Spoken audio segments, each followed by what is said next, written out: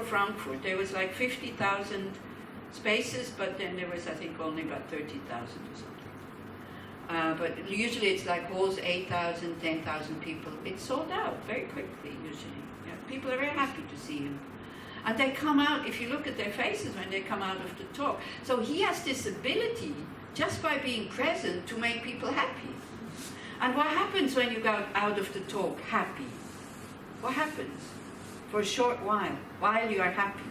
What does that do? People that see you are Huh? happy.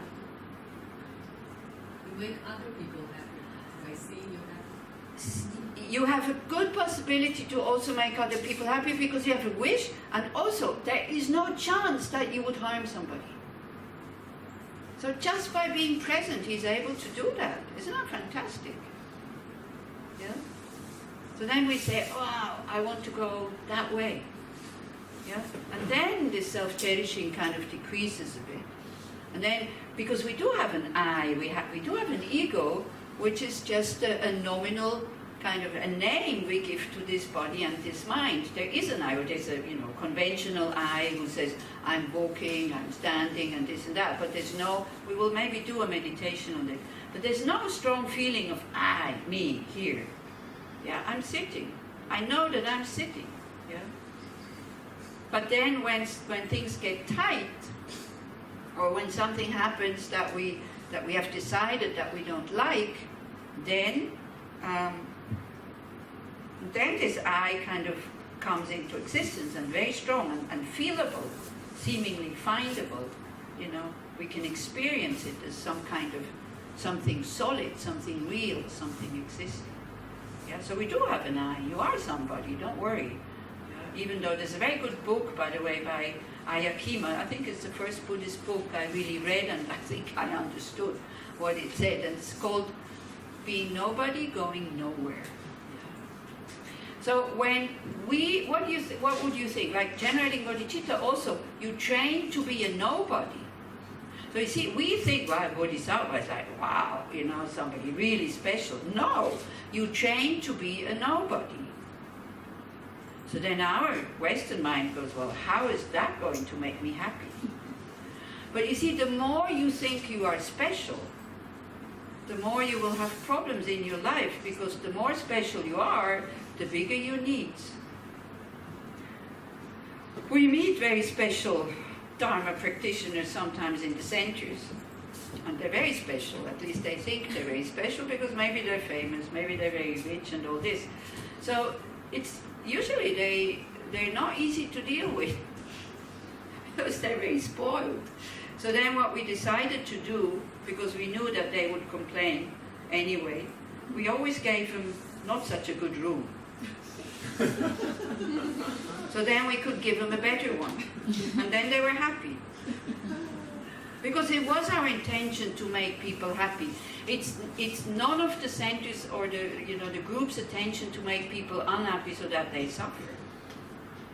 The intention is to make you happy, but happy in a way so that you can listen with a relaxed mind. That is the intention, not just for you to be happy. Otherwise we would have swimming pools and spas and all these kinds of things. You would be very happy while you're here, and then you go home, and then what's the point?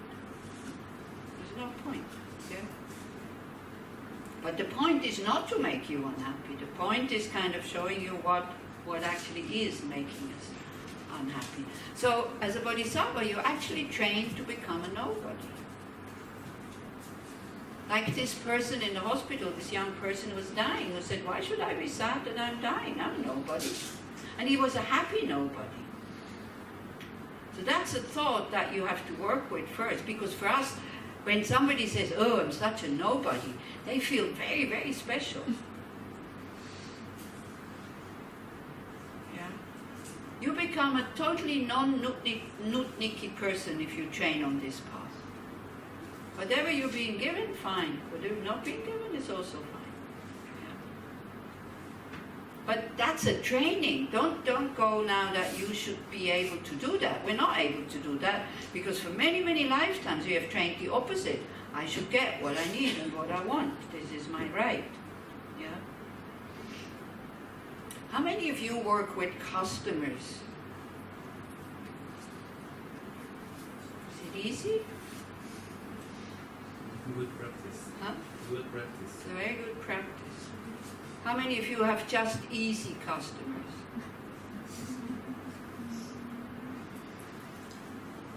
What do you think is why is it not easy? It's a lot, and everyone's different, so you get a lot of viewpoints. You get a lot of viewpoints. That's okay having different viewpoints. So that's not difficult having different viewpoints. Different in mind. Huh? Different in mind. Different in the mind. Different Okay. interests. Yeah, different interests. Well, you know, I mean, if somebody comes to my shop, I'm talking about shops or services, you know, post office or you know, working for a doctor, for a dentist, I'm talking about that. If somebody comes to my sports shop and wants spaghettis, even if in his mind he wants spaghettis, why should it be difficult? I just say, oh, sorry, we don't sell spaghettis. You need to go to that shop. You said the title of this book that you read and understood, this Buddhistic book, and I thought about another book which is called Nobody Nowhere, which was written by an autistic woman who describes her experience as a child being nobody nowhere, which is a horror film. Yeah. And I think maybe to be nobody the way this Buddhists describe, and feeling, I don't know if it's the right word, but feeling like the bliss or the positive side of it, maybe could be only if we are born as I and somebody, because she was born as nobody nowhere. You're right. And maybe this dualistic. To be a nobody, you need to have a very healthy eye. Not a big one, but a healthy because one. she was born without it, with no borders, with, and it's... So again, don't apply it to everything. So maybe it's because we are born with this eye, and I don't know if we are born, but we develop this eye, and we can build this separateness, and then afterwards expand it. You see, again, can you remember the first steps that we did, the first 2 days? That is to build up a healthy eye, ethical conduct, no big things coming back, and life that is more or less easy by not harming others, feeling good about ourselves because we're not harming others. These are the first steps, because now again, what you separate, you know, you left this alone and you jump into bodhicitta. You cannot practice bodhicitta if you do not practice the first steps, what we did. The appreciation of our life, you know, seeing how much kindness we receive, all the conditions that we have, thinking about impermanence and death, then especially thinking about karma and that this can be changed, then especially working with our negative emotions, that to see they're not as solid as we think, we're not prisoners of them, and then you become nobody. It's exactly what you described. Yeah? That is what the Buddhist path is all about. First, to build up your ego, and I did say, at the beginning of the path, you have to have a lot of self-concern. But since this is only a 4-day course, I don't think you have left your self-concern behind. And I even think maybe you haven't built it up in the proper way yet. So again, relax. Nobody is forcing you to be bodhisattvas. It's just an idea that we are giving you. Okay, then when you decide, yes, I think that inspires me, then you go further on this path, right? But yeah, you're totally right. If you have if you have a weak ego, that ego is very big. Whereas if you have a strong ego, that ego is very small. So it's very difficult to hurt you because your ego is so small, you know? Small in the sense of you're open.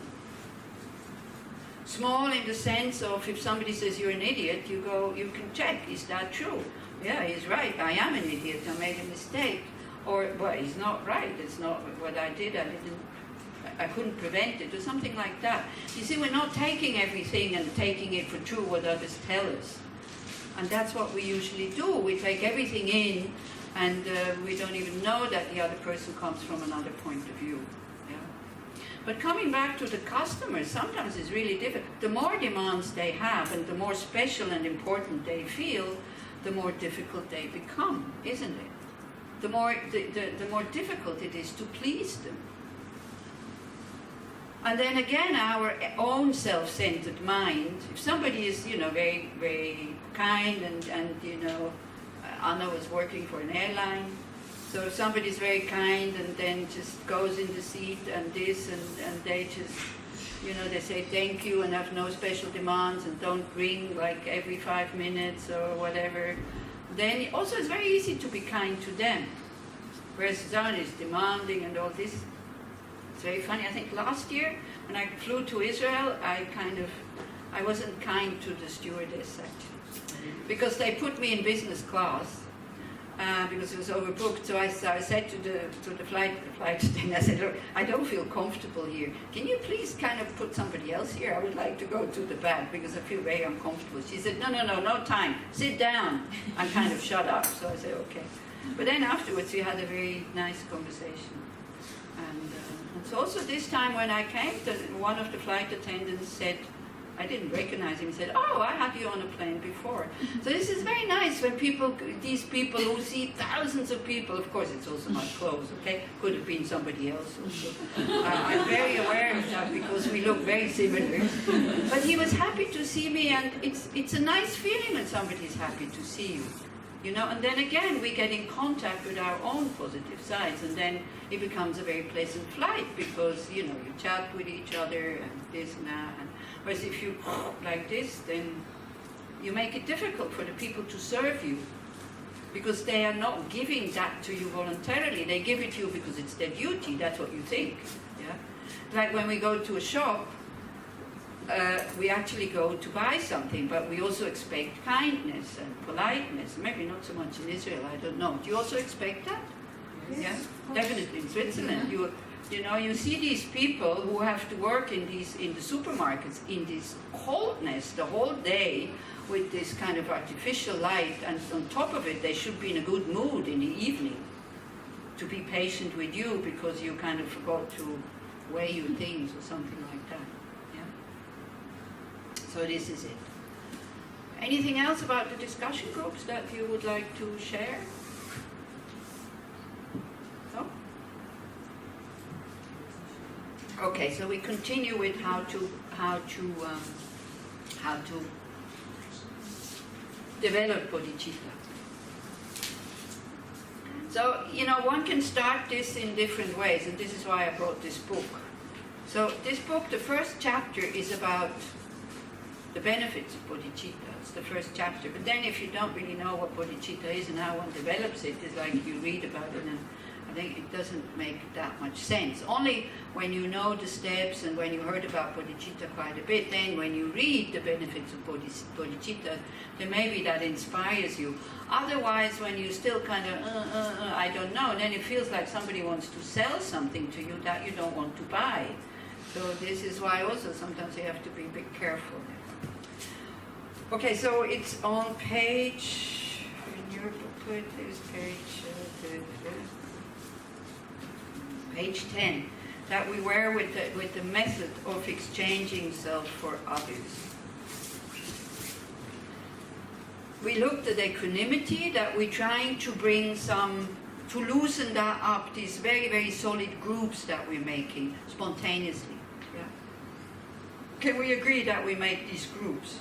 Yeah? These people I like, so therefore whenever they need something, I'm there for them. These people I don't like, let them sort out their own problems. And all these big, big bulk of other beings that, daily surround us. Well, they're happy, okay. They're not happy, not my problem. Yeah, a little bit like this. So that we try to bring some equanimity in there by thinking we're all, as Titsa, yeah? Nitsa or Titsa? As Titsa said, we're all in the same boat. Yeah? And that doesn't mean you have to kind of run around and help everybody, because we know that we can't help them now. Yeah? So whatever little things you can do, you do, but not constantly, almost like an obsession. I not like that. So, and creating equanimity, it doesn't mean that you lose your caution towards people who are dangerous to you. You're cautious. Yeah? Like if you are a young, attractive lady and you know that this is not a safe area for you, you're definitely not going there. As a bodhisattva, spreading some good energy, or I don't know what, because you might get hurt.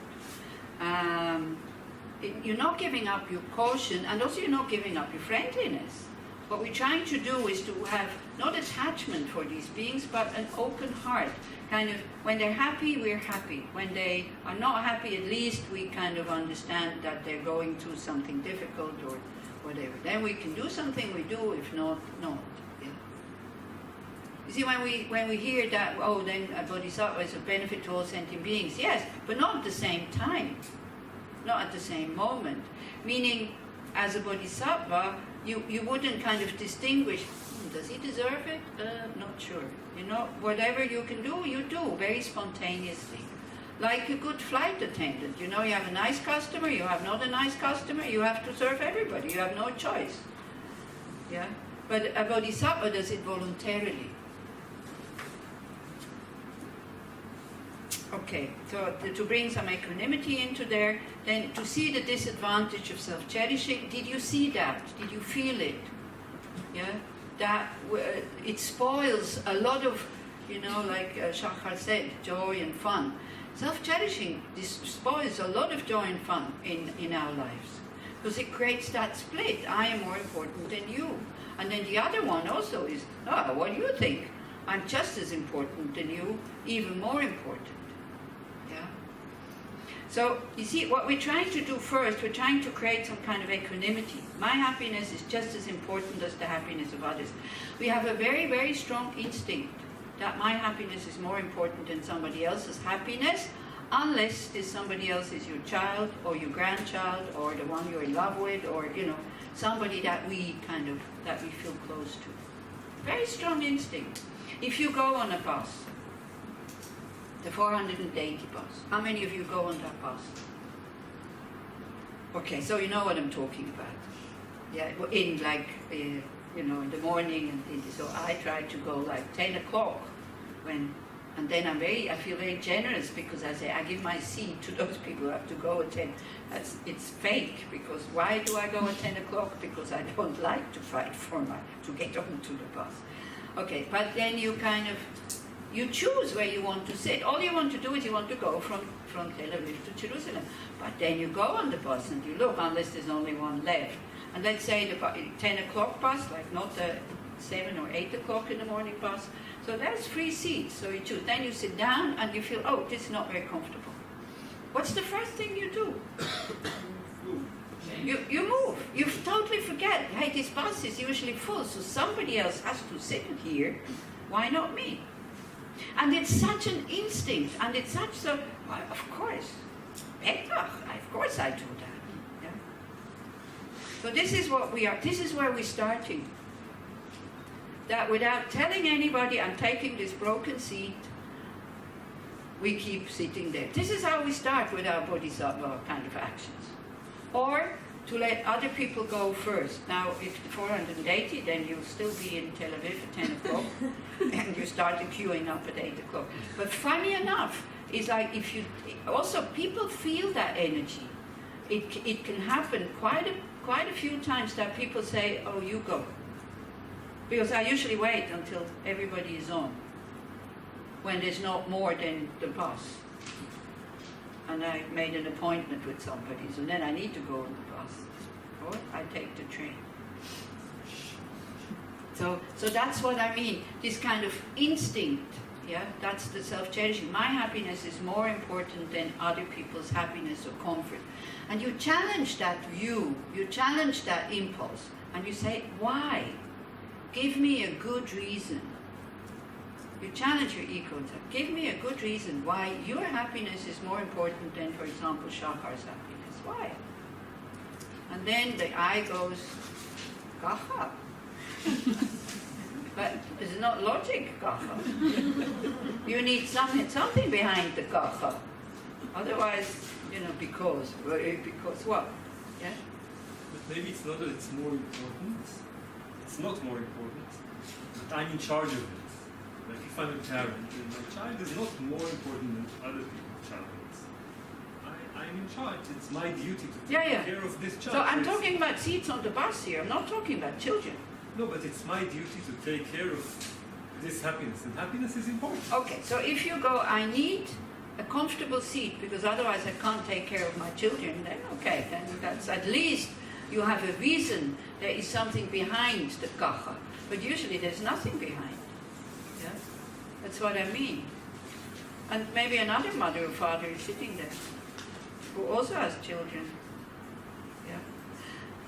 So as I'm saying, this is the kind of, these are the first few steps that we start very small. We give up things that we can give up happily. Yeah, you go in steps, you go in doses. You're not kind of giving up your life for somebody else. Even though that will be like the end of your practice, you can give your life, is absolutely no problem.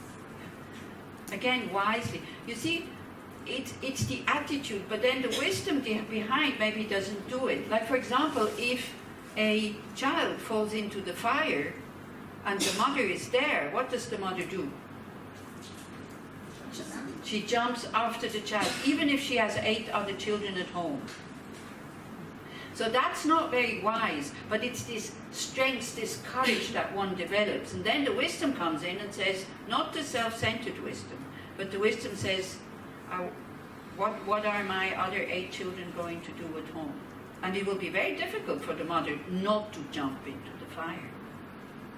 But if she can get the child out, even if she's full of burns, she's happy. This is, giving up on your own comfort. This is kind of what we do. And, I'm giving you examples, and for each example that I give you, you can give me an anti-example. That's samsara. Whatever I'm saying, you can always come up with a very valid and very good yes but. So we look at our yes buts. Are they helpful to do what I want to do, or are they not helpful? Yeah? And you're right, you have a responsibility. So then again, this is where our conflicts come from. Inner conflicts. We are suffering from these inner conflicts all the time. So sometimes we could act, but then we don't. Yeah? And sometimes we want to, but we can't because it wouldn't be wise.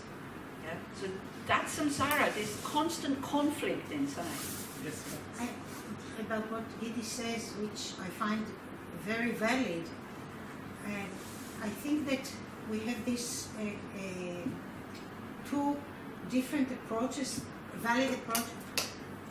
I have a precious human river, so I have to protect it and take care of it. If the motivation is in order to attain my goal, and not just be selfish. Yeah. So I have to watch how I go about it. If I'm ready, in your example, to give a seat or something more difficult, because I can and want to help and I don't hurt my precious human river, so I have to check my motivation. And both approaches are valid. Yeah, exactly. Yeah. Yeah. So you see, I mean, it's like when let's say your guru is sick and needs an organ.